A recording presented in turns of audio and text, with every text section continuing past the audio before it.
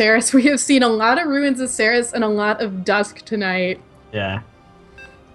I think this is the same exact map pool as the last time they yes, fought? Yeah. yes, as the previous series of Monty and Jim Rising. Yes, I think so too. So we'll see what they choose to do on this map.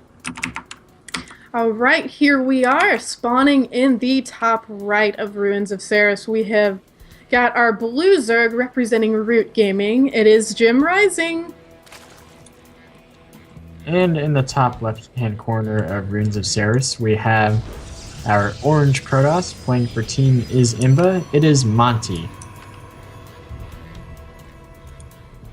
So Monty has shown to really favor the Phoenix play. I wonder if by any chance he'll switch it up or if it's going to be Phoenix again. Because, I mean, we've said it many times now, if it's not broke, don't fix it. And that might just be Monty's way of thinking. Now, I would like to see Jim Rising throw in a cheese here. Like the link drops. I think... I would too. He really needs to do something to throw Monty off guard, because so far in the macro games, you know, Monty is it's looked pretty easy for Monty in the macro games. I feel like Jim has got to throw in something to catch, you know, take a game and then maybe build that confidence back for game 3. Looks like it is again a hatch gas pool opener from Jim Rising. This doesn't mean that he still can't do something a bit cheeky, but it's a favored opener here from Jim. Yep. But yeah, we'll see what Jim chooses to do. This would be the map for link drops, as I've said. But yeah, if you're Monty, as you said, like if it's what was it? If it's not broke, don't fix it. Is that it? Yeah. It's probably gonna do that Phoenix opener again. Because, yeah, that's worked out wonders for him. Phoenixes and the Adepts. That's probably something I'll probably steal after this game. Yeah, I know. I want to try it too. Yeah. He's made that look really, really good. Those drones were pulled off of gas after speed had been started, and I think Monty probably caught that too. Yep. So nothing extreme being... Nothing extreme for Jim Rising at the moment. We've got that Adept coming out. It is being chronoed. We'll probably run in and try to get some drone kills as before. Yeah, pretty standard openers. See the probe sharking around, looking for that third base, Jim Rising. But he is going to pull back.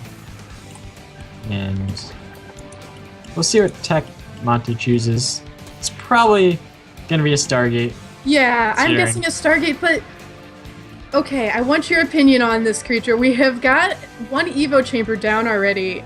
Ooh. Is there any possibility that this could be for a drop, or do you think this will be 100% a drop? Yes. He's got that Overlord is in position at the third. It's most likely going to be a two-pronged drop. I am excited. If I had to guess. This is, I think this type of link drop is like strongest from the Zerg players, where you know it's kind of like settled into the macro stages, but you know, so the Protoss kind of doesn't expect it, and it just catches them completely off guard. And those links, they're running over like it's a drop too. Oh, and it's already transformed, but Monty, he catches it. Monty, interestingly, going for not a Stargate, Twilight, and a Robo, but yeah, the Ling's getting on top of the Adepts. Jim Rising needs to get some of those. Yep, there he goes. But the Ling's in the natural too, the two-pronged aggression. Can be really difficult to deal with as a Protoss. But Monty quickly pulls those probes away to the main. And only losing 4 probes, not the worst thing in the world for all those Lings. Yeah, a little bit of mining has been delayed at the NAT, but it could have been much worse. Yeah, for sure. And considering that Monty doesn't even have a real wall, like, yeah, you know, this is alright for Monty. Blink is the tech of choice here from Monty. Jim Rising does see that the Twilight is researching, and he sees the Robo. He can probably assume a little bit of what's going on here. He is getting roaches. He is getting a lair as well. Yep. And Jim Rising getting ahead on the drone counts now, 40 to 34. So more drones on the way. Now, Blink works really well on this map because Jim Rising took the third. He basically had to because he didn't want to take the third close to his opponent. But he took the third close to his main, so these stalkers can blink between the two bases, and it can be have a field day. Yes, it can be very frustrating for a Zerg player. And we see that Monty still hasn't taken his gases in the natural, so he could be potentially gearing up for a big timing. Yeah, we've got the warp prism now being chronoed out. 4 more gates have been added there, getting a little bit close to completion here. And I think Jim Rising, he's really going to have to put a lot into defense now because Blink Stalkers are nothing to mess with. He's getting going for a Spire too, which is actually the worst case scenario, I think, for defenders. Yeah, that's an interesting choice there. Yeah, usually you want a lot of speed roaches and then eventually getting the Hydras. But yeah, I think with Mutas, it's going to be he's going to have a really hard time defending this all-in.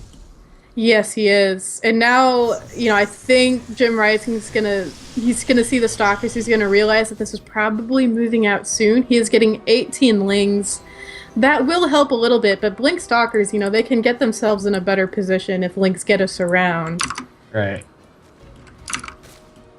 But Jim Rising's probably not, once he sees this on the way, he's probably not going to make any mutas. He's going to let the Spire finish, but it's probably going to be roaches from here. Oh!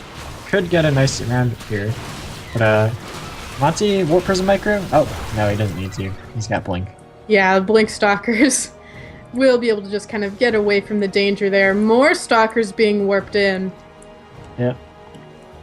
And, but actually, no, Jim Rising, he's not going to make any roaches. He's just going straight for the mutas and the lings. And yeah, that's an interesting choice. I wonder if he's going to try and counter with the mutas. I wonder if he's going to send the mutas right over to Monty. Right. Maybe force his opponent back home.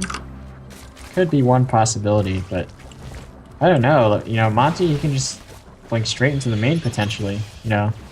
Jim Rising can't have all of his units in 2 places. Yeah, going for the Warp Prism though, that could be pretty huge. Yeah, that's a pretty big deal. I mean, there's still an observer here for the high ground vision, but Monty can't warp in anymore. Yeah, at least not over here. Yeah. That can be a disaster for Monty, but he's still got these Stalkers trading pretty effectively. But Jim Rising's now Jim Rising can be in 2 places since Warp Prism's gone. But Monty just getting out of there, gonna cut his losses. Yeah, the next Warp Prism is on the way. More Stalkers being warped in and home. They are being rallied over. They have to take the long way, but they are still coming over. Yep. And now the mutas, they're heading over to Monty's base. Monty has the mothership core, though, and he's got a lot of pylons defending the natural. So he should be able to defend against the mutas without much of a problem. Yeah, for sure. I think Monty... Oh, you don't. No, this is not what you want as Monty. No. You want to. What I was gonna say. You want to build up that big Stalker ball because I think Stalkers in a large number trade better against Sling Muta, but you got to get that big Stalker count up. But Muta's in the main doing some pretty good damage here. Yeah, the Muta's actually being quite an annoyance. The Mothership Core has to, of course, be careful too. It's getting a little low, but the overcharges are forcing the Mutas away. Meanwhile, these Stalkers going crazy at the third base do manage to take it down. This is that big Stalker ball we were talking about earlier. Yep. And, but Monty losing a lot of probes here. Yeah, this is tough, but that's not a lot of mutas there for Jim Rising. It could be worse. Monty's now pretty all in with the Stalker force, and I'm not sure he has enough to overtake Jim Rising here. The Warp Prism needs to get out of danger, though. Those Ravagers could easily take it down with Biles. Monty also being very careful. He realizes that this is a lot of units that he is up against. Yeah. Taking down the third base puts him on a little bit better ground as, Monty is still only on 2 bases and his main is mining out. But we do have a Dark Shrine following this up Desperation too. Dark Shrine. But Jim Rising looks like he's going to scout it. Yeah, he's going to scout it, and, he could definitely be ready for it when those DTs come out. But But the question is, did Jim Rising notice it? Like that could you could potentially think, you know, that's a pylon.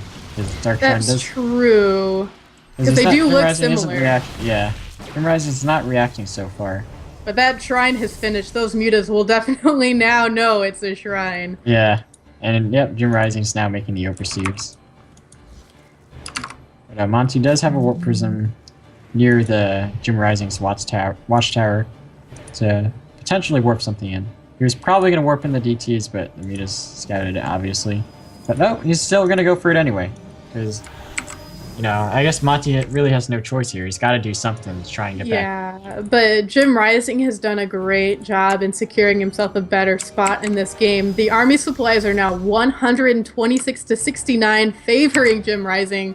Yeah. So he's bought himself a lot of time to get this army up. And now Monty's probably a little bit scared. He's forced back into his base. This Roach Ravager army just moving forward. The overcharges go down, but all these vials go down too. Yep. And looks like it's going to be a 1-1 here. Yeah, this is looking pretty good for Jim Rising. He's taking down the second base. And yeah, DTs, wow, 22 drones have gone down somehow. But oh yeah, DTs are running around the main, causing some issues, but as we said, you know, Jim Rising, he's got other bases. He's done a pretty good job at securing this game for himself. Yeah. The main issue here is this Roach Ravager ball, and I don't think Monty can deal with it. Yeah, Monty is now pretty supply blocked. He is only on one base that is just barely mining at this point.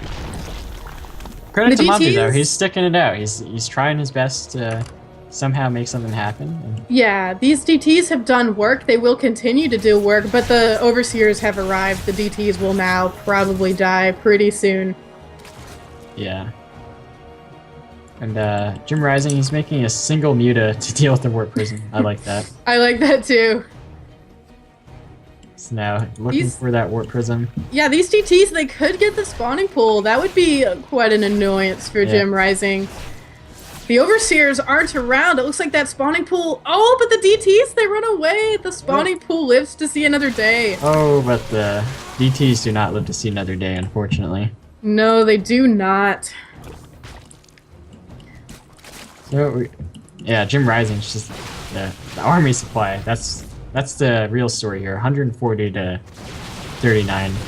Jim Rising's just waiting to get the right opportunity to A-move Monty. Yeah, and Monty tried to hide a little base over in the middle, but with the Overlord. Left middle, but the Overlord does scout it, so that's not gonna live long much either. Yeah. The base does get canceled, and you know, Monty, he's going for another counterattack. He's taking down Jim Rising's fourth base. And Jim Rising, he doesn't have a lot of bases either, but he really has the benefit of having a lot of supply here. And I think at this point, Jim Rising realizes that he goes for this base trade. And a lot of gateways become unpowered there. Yeah, but Jim Rising at this point, yeah, he had enough to split his army into two places, so.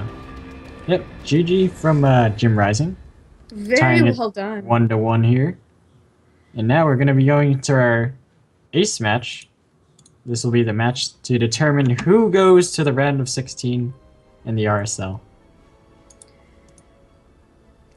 So I think it will be on Lerlat Crest. Now, both players, I'm curious, because at this point, you know, Monty's probably feeling a little bit shaken up. He probably felt confident going into that, but Jim Rising, he really showed a good game.